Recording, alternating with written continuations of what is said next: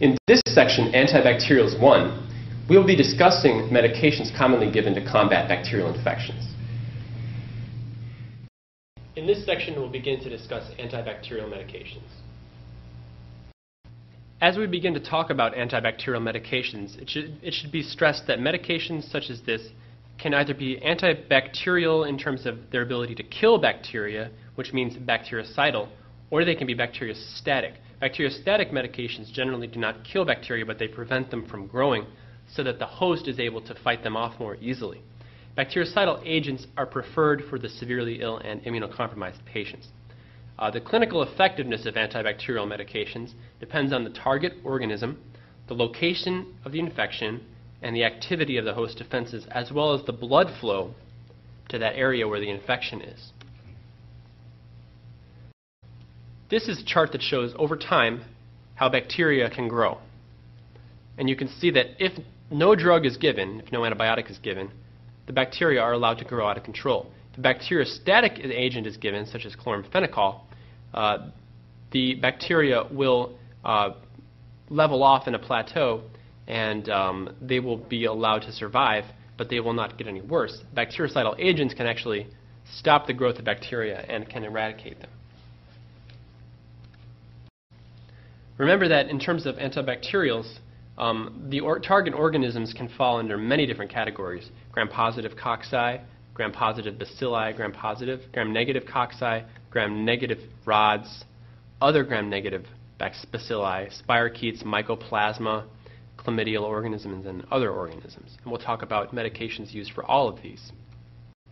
Antibacterials can fall under narrow spectrum classification, meaning, for example, isoniazid will only attack mycobacteria, or tetracycline, which can attack multiple types of organisms, which would be a broad spectrum drug. It's also important to remember that combinations of antibiotics are very commonly given. There are certain combinations that are additive, meaning they can work together. There are certain combinations that are synergistic. For example, penicillins plus aminoglycosides will work more strongly than the sum of the two parts. And then antagonistic antibiotics, such as penicillins and tetracyclines, will actually bind to each other in the GI tract and become inactive. Let's start with penicillins because these are the most commonly given antibiotics currently. Penicillins are considered to be bactericidal, and they work by inhibiting bacterial cell wall synthesis by preventing peptidoglycan cross bridges.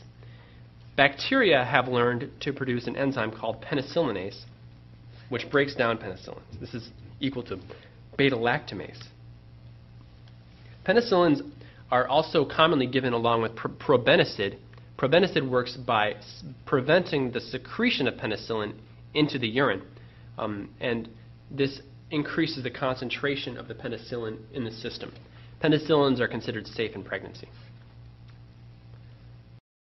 As you can see in primary syphilis, the patient usually develops a painless chancre, and you can see here on microscopy the actual syphilitic organisms. Again, the R group differs from drug to drug. The penicillin category of medications is a very large category, and this R group will determine many different classifications of the type of medication that we're talking about. This bond, again, the CN bond, is where bacterial penicillinase may break the penicillin, rendering it. Penicillins do have multiple adverse effects. Penicillins are the most commonly allergic drug, meaning they cause the most allergy among patients. It's very common for patients to have type 1 hypersensitivity reactions to penicillin or anaphylaxis as compared to other medications. Penicillins can also elicit serum sickness in patients that are already receiving some other foreign type of serum for some other illness that they have. Penicillins are haptens. Technically, they are not themselves able to generate an immune response. However, if they bind to some type of protein, such as penicillin binding protein, they're able on first exposure to sensitize B lymphocytes to generate IgE, and those IgEs then bind to mast cells, and then upon later exposure, if penicillin binds to those IgEs, it can cause allergic reaction and release of inflammatory mediators. Many bacteria these days have become resistant to penicillin through the production of beta-lactamases by the bacterium, and also in changes in their penicillin binding proteins in the cell wall. The older penicillins are considered narrow-spectrum penicillins. That includes penicillin G and penicillin V. This is the same medication, however, penicillin G is the IV form, and penicillin V is the oral form, the PO form. Penicillins G and V are susceptible to penicillinases, so they're used in organisms that generally do not produce penicillinases, such as the syphilis treponeme, the group A strep medications, and Neisseria meningitidis. As you can see in primary syphilis, the patient usually develops a painless chancre, and you can see here on microscopy the actual syphilitic organisms. In secondary syphilis, patients generally develop lesions on the palms and soles, as well as developing swollen lymph nodes. Penicillin VK is also used to treat group A strep, also known as strep pyogenes, which is a very common cause of strep pharyngitis. As you can see here, you have beta hemolytic colonies. This is on blood agar. And you can see that the blood, where the bacteria has grown here, has become almost clear or yellow, and that the bacterium that's growing there is inhibited by bacitracin in the A disc. So this would be beta hemolytic colonies, and that's how you know it's group A strep. You'll be talking more about that in your microbiology slides. Ampicillin, which is one of the earlier forms of penicillin, is used very commonly for multiple types of urinary tract infections and other gram-negative infections. It's useful in Listeria, E. coli, Enterococcus, Proteus, and Haemophilus influenza, as well as the organisms that are usually treated with penicillin B and G. It will always cause a rash in patients that have mononucleosis. This is one of the common side effects of ampicillin. And it's always given in conjunction with sulbactam, which is a type of penicillinase inhibitor. This is a penicillin that is still susceptible to penicillinases. Amoxicillin is very similar to ampicillin. It's very commonly given in children and adults as well for otitis media and community-acquired pneumonia.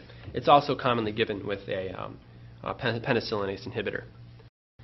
For example, amoxicillin plus clavulanic acid is marketed as an augmentin, and ampicillin plus sulbactam is a unicin. That's IV only. Zosyn is a very powerful penicillin that's given as piperacillin plus tazobactam. Clavulanic acid, or clavulanate, is able to inhibit penicillinase because it actually resembles penicillin, and it's able to bind and inhibit the enzyme. We have developed penicillin medications that are resistant to penicillinases, and these include the following medications: oxacillin, methicillin, nafcillin, and dicloxacillin. These medications are very effective against strep and staph. However, if a Staph aureus strain is resistant to methicillin, we know that it's resistant to all of these penicillins. Methicillin is not commonly used in the clinic anymore, but it is used to determine resistance in a lab.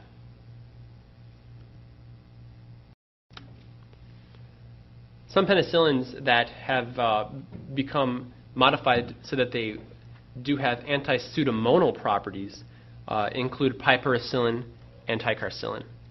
Piperacillin is usually given in conjunction with tazobactam as the trade name Zosyn. These will also cover, as well as Pseudomonas aeruginosa, they'll cover Enterobacter and Klebsiella species. Zosyn is considered a very broad spectrum antibiotic. It covers gram-positives and gram-negatives very well. Cephalosporins are antibiotics that are very similar to penicillins. They're also considered bactericidal, and they have a similar method of action. Cephalosporins occur in generations, the fourth generation being the most recent generation, and they generally reflect, as the generations pass, increasing activity against gram-negative organisms, though the later generations do appear to cover gram-positives as well. The names for cephalosporins can be very confusing. The cephalosporin nucleus is very similar to the penicillin nucleus. It has two R groups, however, one on the left and one on the right. And it still has the beta-lactam ring. First-generation cephalosporins, such as cephalexin and cefazolin, are very commonly given for prophylaxis before surgery. These medications have very good activity against skin bacteria, including gram-positive cocci, and they also work against E. coli and Klebsiella. Second-generation cephalosporins have developed more activity against strep pneumonia as well as Haemophilus influenza. Third-generation cephalosporins, such as ceftriaxone, cefotaxime, ceftazidime, and cefixime, are often used for multi-drug resistant gram-negatives as well as nosocomial infections. These are very effective against gonococci and meningococci. Ceftriaxone is commonly the drug of choice for suspected bacterial meningitis as well as gonorrhea. Ceftriaxone is able to penetrate into the blood-brain barrier as well as cefotaxime. As a side note, Neisseria meningitidis bacterium that's commonly treated with third-generation cephalosporins can cause Waterhouse-Friderichsen syndrome, something that you'll most likely talk more about during your micro lectures. It's important to remember that patients that have significant worry for meningitis should receive treatment very quickly. Cefepime, which is a fourth-generation cephalosporin, has become very important lately in the treatment of very ill patients. It has a very good spectrum. It's considered a broad-spectrum antibiotic. It treats Enterobacter and Klebsiella very well, and it has very good spectrum against gram-positive and gram-negative organisms. And it is resistant to beta-lactamases as well. The anti-pseudomonal cephalosporins include ceftazidime, cefepime, and cefotaxime.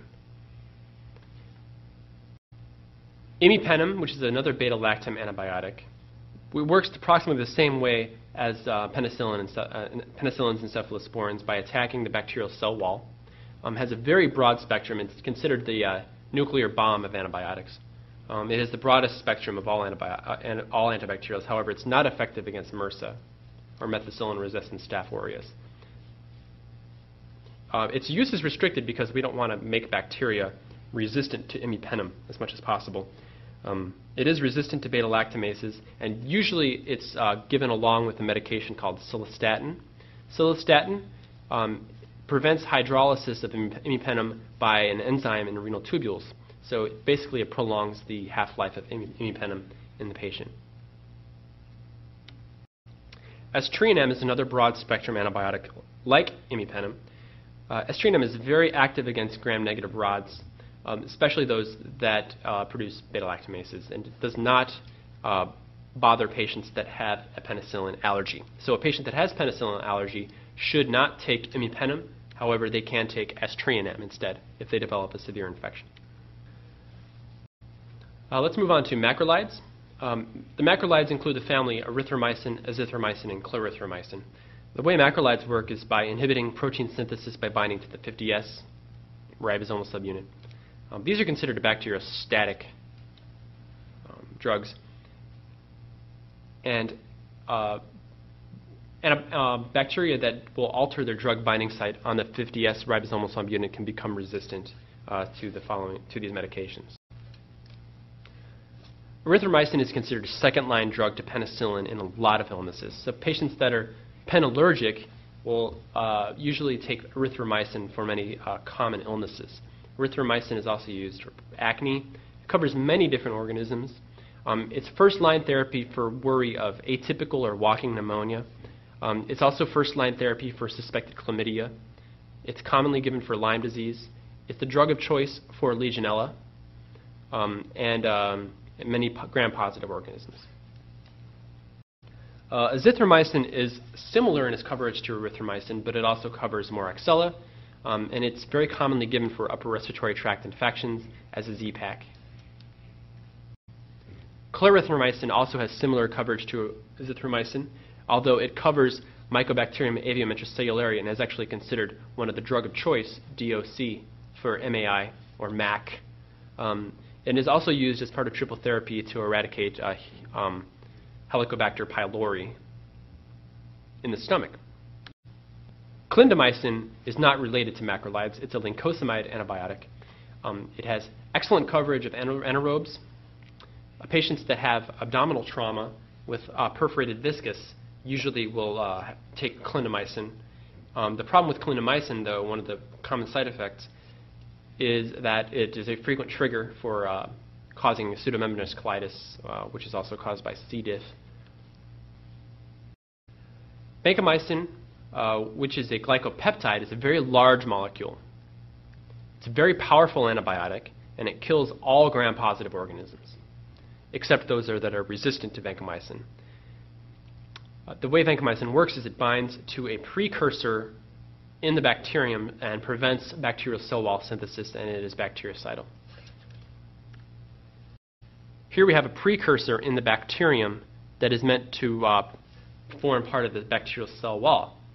Vancomycin in blue here is able to bind to the D-alanine residues and prevent cell wall synthesis in the bacterium. Bacteria can change this D-alanine to D-alanine D-lactose, and what that allows the bacteria to do is to avoid the vancomycin binding. Vancomycin-resistant enterococci, or VRE, are becoming an increasing problem in a lot of hospitals. And so we've had to resort to other antibiotics to kill these enterococci. Again, vancomycin covers gram-positives. It's important to remember that. Vancomycin is great for MRSA or methicillin-resistant Staph aureus. It also is very good for enterococci as long as they're not resistant to the vancomycin. And given orally, it can treat Clostridium difficile. The problem with vancomycin is that in order to treat a systemic illness, it has to be given IV. It's such a large molecule, it will not be absorbed from the GI tract, and therefore it has to be given intravenously. Adverse effects from vancomycin. Again, if a patient is taking vancomycin and they have renal failure, the dosage has to be adjusted, and you have to measure the vanc levels in those patients in the plasma regularly. Vanc usually does not cause renal toxicity, but it must be monitored very closely in these patients. Vancomycin also classically causes the red man syndrome, which is during the vancomycin administration can cause the head and neck to turn bright red and itchy during the administration of vancomycin. Usually goes away if the vancomycin is stopped or slowed down. It can also cause ototoxicity. That's pretty rare.